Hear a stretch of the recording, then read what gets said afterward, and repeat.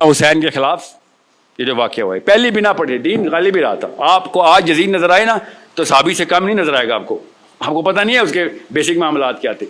اور جتنا سسٹم یزید کے اندر تھا، اگر پاکستان 1% بھی لے لے تو دنیا میں آگ لگ جائے. خلافت آ گئی ہے تو دین نہیں ہلا تھا اتنا. دین ہلنے کی پہلی بنا پڑی تھی. یزید کی اتنی مجال ہی کیا تھی کہ دین بدلے؟ لوگوں نے کچا نہیں کھا جانا تھا اس کو. بچے تو نہیں بیٹھے تھے نیچے. نماز اسی طریقے سے، زکوٰۃ کا سسٹم وہی تھا، حج کا انتظام جو کہ اجتماعیت کے انتظامات ہیں جدید نے نہیں ہلائے تھے. وہ تو ایک سکسیسر تھا اس ٹائم کا، مشرف تھا جو پہلے چلتا آ رہا، چلاؤ آگے. ٹھیک ہے. سیدنا حسین کی ویلیو اس لیے اتنی بڑی ہے اسلام میں، انہوں نے یہ بات بھانپ کے بتا دی تھی کہ بیٹا تو مذہبی امور کے اندر سب کچھ ٹھیک ہے، تو نے جو کیڑا جو تو ڈسکوالیفائی ہو رہا نا، تو اس سسٹم کے اوپر ڈسکوالیفائی ہو رہا ہے کہ جس میں ایک بندے کو اس ممبر پہ بیٹھنے کا حق ہی نہیں ہے جس پہ تو بیٹھ رہا ہے.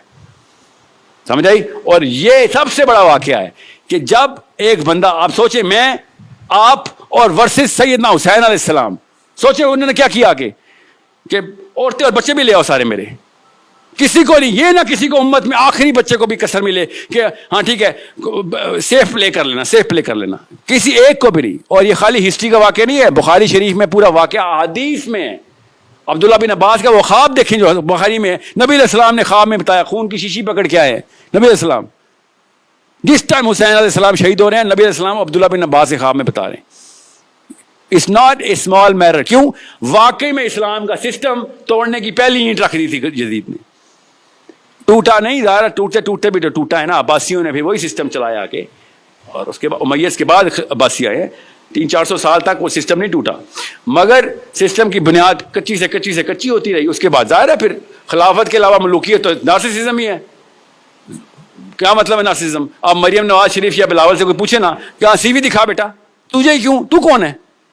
میں جی نواز شریف کی بیٹی ہوں بس، یا میں زرداری صاحب کا بیٹا ہوں. یہ کوالیفیکیشن ہے؟ یہ کیا کوالیفیکیشن ہے بھائی؟ یہ تو بلکہ ڈسکوالیفیکیشن ہے.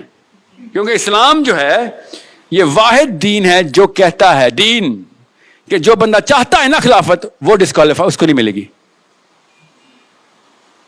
سمجھ رہے؟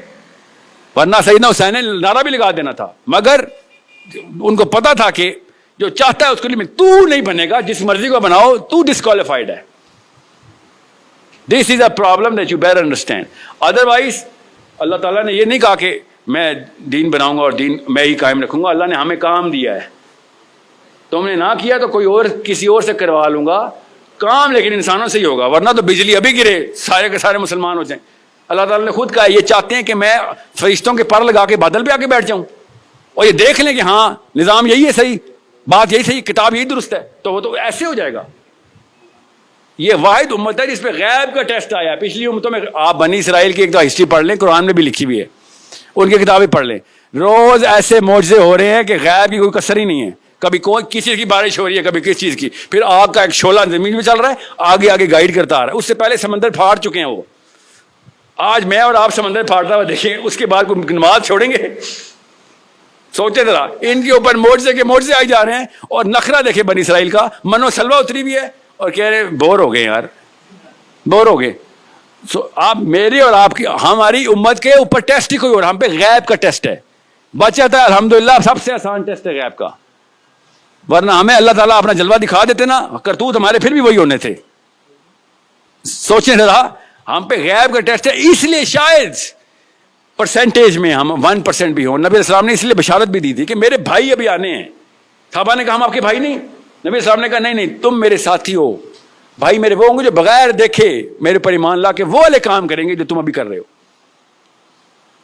ہمارے بارے میں بات تھی نا، وہ جارج نہیں تھا ان کا جو chief of Donald Rumsfeld Europe کا، جب خالد بن ولید کے پاس آیا تو خالد بن ولید سے کہتا ہے کہ اس وقت خالد بن ولید سپر وائرل تھے نا، تو کہتا ہے کہ وہ میں نے وہ خالی تلوار دیکھنی تھی جو تمہارے نبی نے آسمان سے منگوائی ہے، جو ٹوٹتی نہیں ہے. خالد بن ولید ہارتے ہی نہیں تھے، تو خبر یہ پھیلی ہوئی تھی، وائرل ہوئی تھی یوٹیوب پہ اس وقت کہ اس کے پاس کوئی خاص تلوار ہے.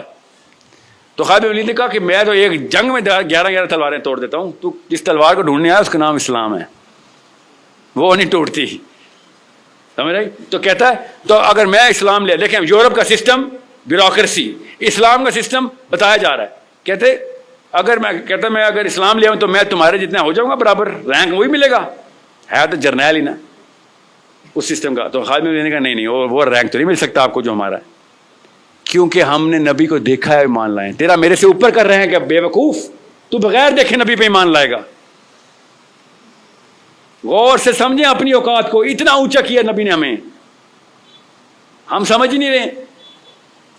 1% بھی کام کر لیا نا ہم نے سسٹم کے لیے, 1% بھی, ادھر سے ابو بکر صدیق یا علی بن ابی طالب کے آس پاس کہیں پہ جنت میں نام لکھ رہا ہوگا, آس پاس ہی.